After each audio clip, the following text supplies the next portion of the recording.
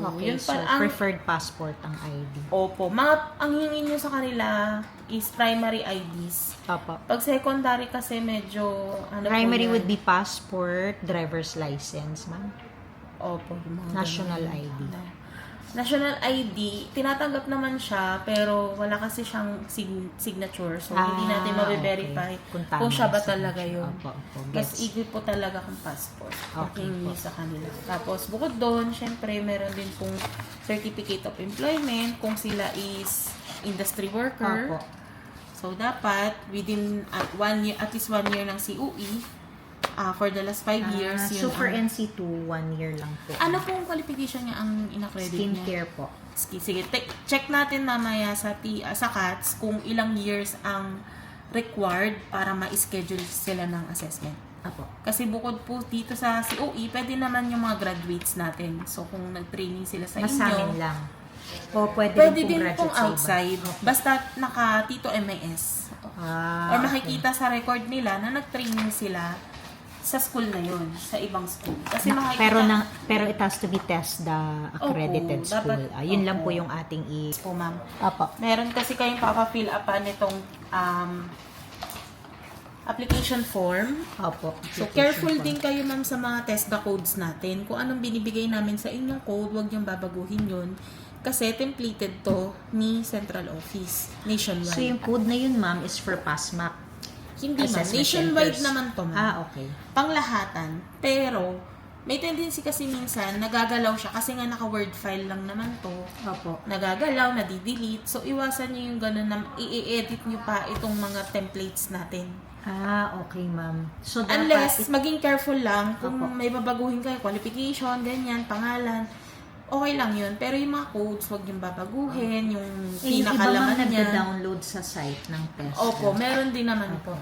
So, okay lang po. Opo, pwede din naman, ma'am. Pwede din i-send ko sa inyo mga templates para at least hindi Para nyo na sa siya amin kakalkalin magaling. Opo. sa TESDA website kasi isa-isahin nyo pa yun kapag sa TESDA website.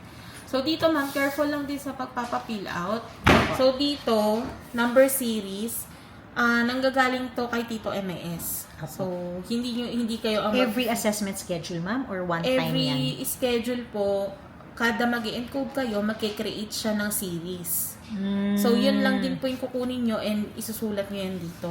So, dito, pag nag-click kami ng registration, magpapasok na kami ng mga magpapa-assess, magbibigay po ng series yan.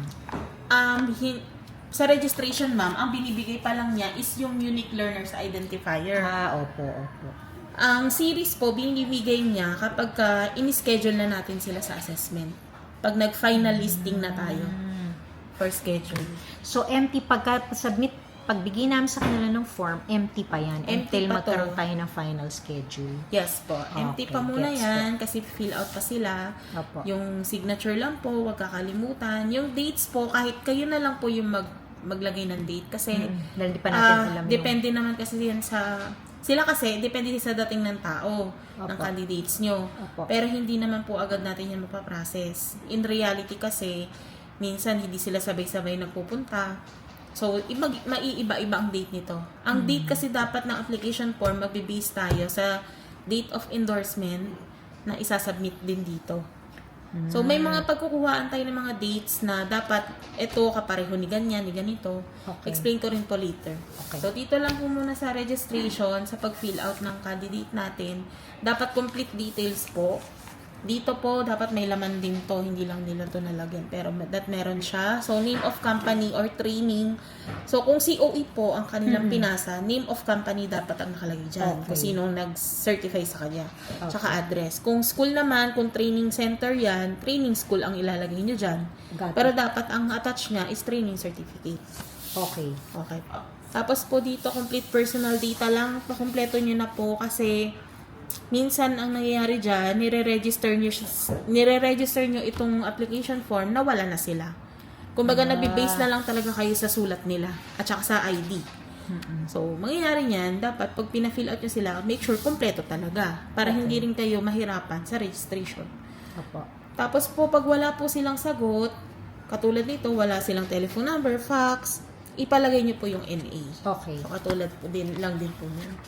Then, dito, Yun nga po, kung COE ang pinasa niya, dapat meron siyang nakalagay dito na working experience. Okay. Kasi nga may COE siya.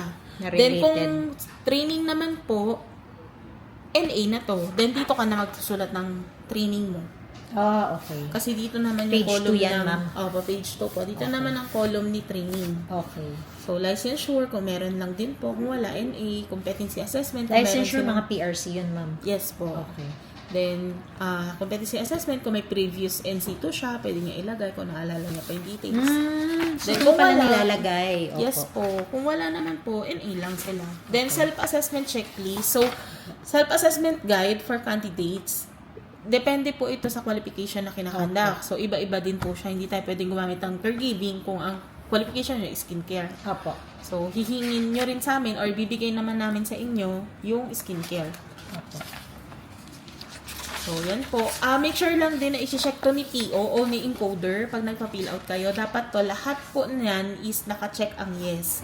Ipabasa nyo po sa kanila to kasi ito ang gagawin nila sa assessment. Okay. Then, remind nyo lang sila na dapat ang output nito, naka-check lahat ang yes. Kasi kung mag-check kayo ng no dito, means hindi pa kayo ready mag-assessment, hindi namin kayo pwede pa munang i-schedule.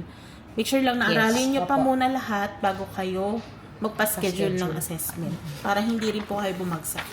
Okay. So, ayun po. Kaya rin po siya may signature sa dulo para ma-certify na talagang binasa nila yan, naintindihan, at chinek nila yung yes, na kaya nilang gawin yung demonstration. So, yan po. Same date po ito ng application form. So, yung date niya is magagaling din po sa ating processing fee or endorsement letter. Okay. So, once, isa din pong additional natin dito sa application form is yung consent. Kasi po meron tayong mga CCTV, di ba po nagpalagay kayo. Yung CCTV din po kasi natin is live viewing siya dito sa DO. Live viewing din siya sa CO, sa ICTO. Kasi District office and then sa ICTO is- po, parang ano po siya, ICT command center. center po Opo. ng Opo, ng parang central NOC. office. Opo. Opo. So, naka-connect po yan. So, para aware sila na merong CCTV ang Okay. area natin So, dapat nila pirmahan on the day, ma'am. on the day of assessment. Opo. So, pipirma sila dyan. Pabasa nyo lang din kung ano, hindi nila maintindihan, i-explain na lang din sa kanila. Opo. Then, next po yung attachment na natin na ID nila, certification, COE. So, yan po yung yung COVID, initial ma'am, natin. kailangan din. Itong COVID certificate naman, ma'am, hindi naman siya kailangan na pag walk-in na pagagawain nyo.